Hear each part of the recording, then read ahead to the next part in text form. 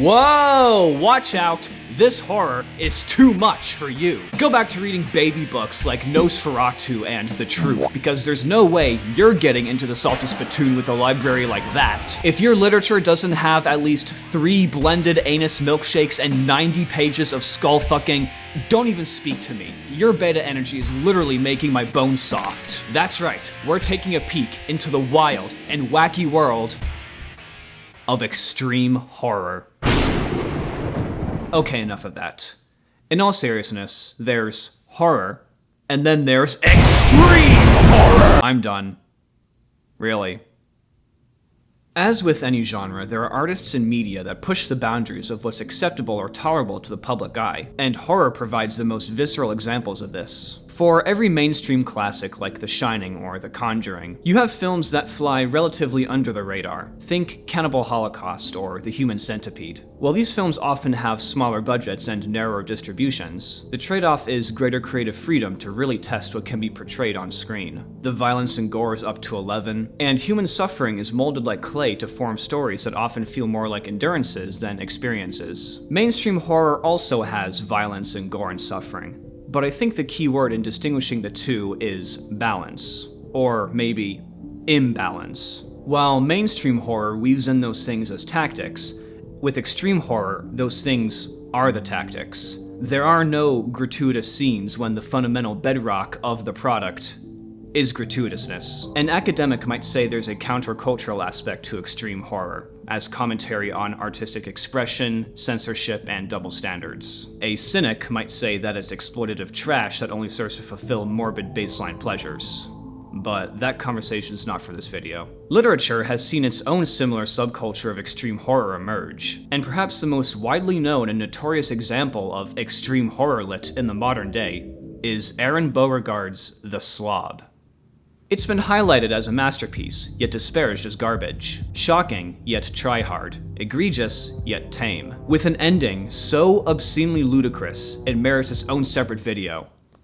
But we'll get there when we get there. One thing The Slob certainly is, though, is controversial. And controversy sells. Which segues to the author himself. Regardless of what you might think of his work, Aron Beauregard's journey as a writer is a true success story. A troubled youth that resulted in him barely graduating high school led to a young adulthood of partying, odd jobs, and drug use that eventually landed him in prison, then rehab. Eventually, he took up self-published horror writing on the side, and when The Slob blew up and his dream became flesh, he quit his job and committed to full-time writing, where he remains to this day.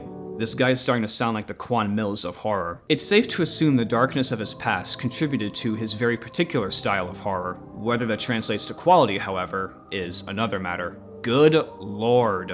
Well, I will say this about the cover art. It does make me want to clean my room. It really looks like someone drew something else entirely and then dipped it in a garbage disposal that hasn't been run in 3 months. And you gotta love this title font that looks like Jackson Pollock's study on sneezing. How is she alive? What is she wearing for a top? A ratchet strap? Whose foot is that? And yet the cupboards above? Spotless. Must be that newfangled varnished wood that doesn't stain. It's gnarly as hell though, despite how absurdly over the top it becomes when you examine it for longer than 10 seconds. Which I think is the perfect representation of the story to come. Vera, an expectant mother who has a compulsion for cleanliness, takes up a door-to-door saleswoman gig selling vacuum cleaners. Her latest lead is a fat, disgusting excuse of a man who needs more than a vacuum to clean up, as she comes to discover when she enters his home, and finds herself trapped in a perverted, sadistic hell on earth. But just how deep does the Slob's depravity go? The first thing you'll realize about this book is that it's a very quick read, a few hours, give or take.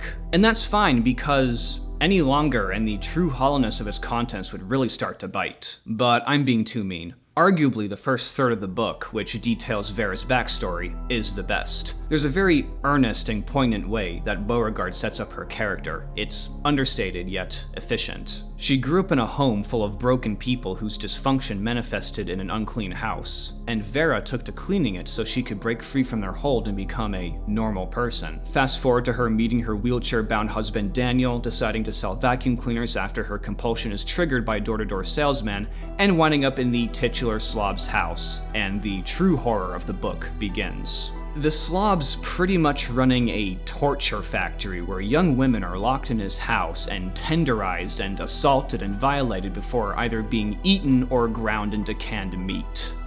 Somehow this moron's meeting more women than I am. Let's talk about the Slob himself.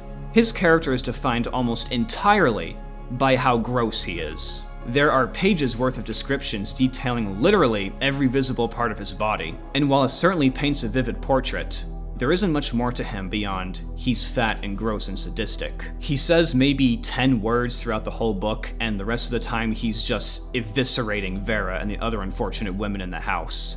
He's more a force than a fleshed out antagonist. When you're writing and describing things like this, most times it's best not to lay all your cards on the table at once. Give readers what they need to hear, and then either leave the rest up to imagination or add more details as time goes on and things happen. But yeah, let's get to the good stuff now.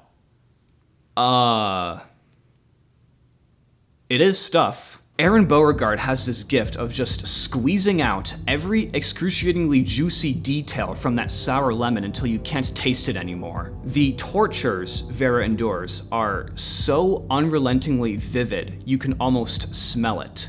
You can practically see the light glistening off the descriptions. An excerpt. His arousal was evident as he toyed with his cock, sticking his free hand deep down his trousers while he focused on the bone-crushing beating with the other. His forbidden pleasure was beaming, physically visible in his expression as sweat glistened all over his behemoth body and forehead. He snarled at me with excitement, causing a mucus and snot mixture to blast from his nostrils and dribble down over his lips. And that's definitely the tamest of the passages. Most of the stuff in the book I can't even describe because it might get me age restricted. But I'm gonna do it anyway. In one scene, after penetrating her with an arm bone and licking off the leucorrhea, he takes a 25-pound plate and bashes her stomach repeatedly until her unborn child is literally pulverized. Then when she passes the fluid, he makes her drink it, and then forces her to clean up the mess with the vacuum she was trying to sell him. And much of the book is like this, scene after scene of this poor woman being sent through these gauntlets of abhorrence, yet somehow not dying of blood loss or internal trauma or losing her mind completely. People use the term torture porn facetiously, but this is literal torture porn. And porn is a very apt term because there really is so little else to the book beyond that. The Slob has no character development. Vera gets very little psychological exploration. Her backstory doesn't even factor that much into what's going on.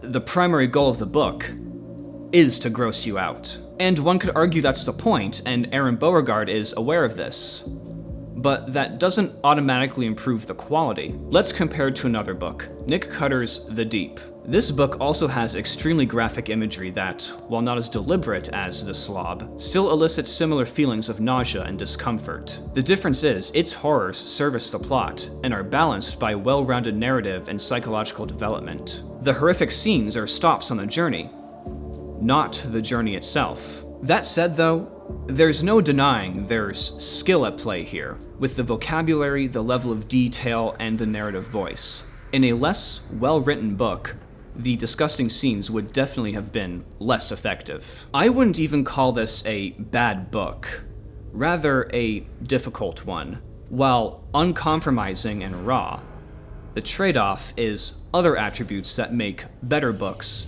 good. And now for the most insane part of the book.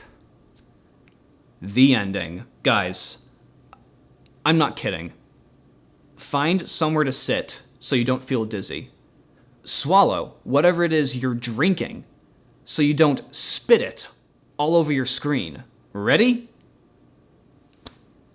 Here we go. Turns out, the Slob is a supplier of canned woman meat.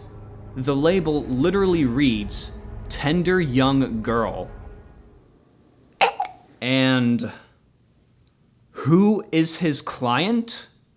An affluent gay men's club who consumes the woman meat because they think it'll enhance their own feminine traits. Quote, all the benefits minus the period. Grrr, this book makes me wanna... Oh, and also they function as middlemen for a cannibalistic Yakuza crime boss. Why is this a thing that exists? What loony bin did Aron Beauregard scrape from to come up with that piece of literary aids? You know when you're eating a piece of bread and all of a sudden you realize the loaf you cut it from had mold on it? That's how I felt reading this ending. It makes no sense, it's ridiculous, and I wanted to hurt myself and others around me. And just to add injury to injury, Vera, thanks to the Slob's repeated attempts on her, is pregnant with his child. Son of the Slob, coming soon? Please don't. Fuck. And that was The Slob. Is it good? I'll reemphasize, this book is not poorly written, but it's less a story and more an endurance, an excuse for readers to test their mettle. And trust me, your mettle will be worn down by this. Aron Beauregard knows what he's doing. But if you're someone who's actually unbothered by this stuff, you're gonna get a shallow story with a stupid ending. There's nothing else in the book I'd consider noteworthy. You make the call. Would something like this intrigue you? If yes, check it out. If not, I don't blame you. But one burning question remains. Is Aron Beauregard the Quan Millz of horror? Honestly, the parallels are many, from their backgrounds to the experience reading one of their books offers. But while Quan Millz aims to make you laugh, Aron Beauregard aims to make you gag.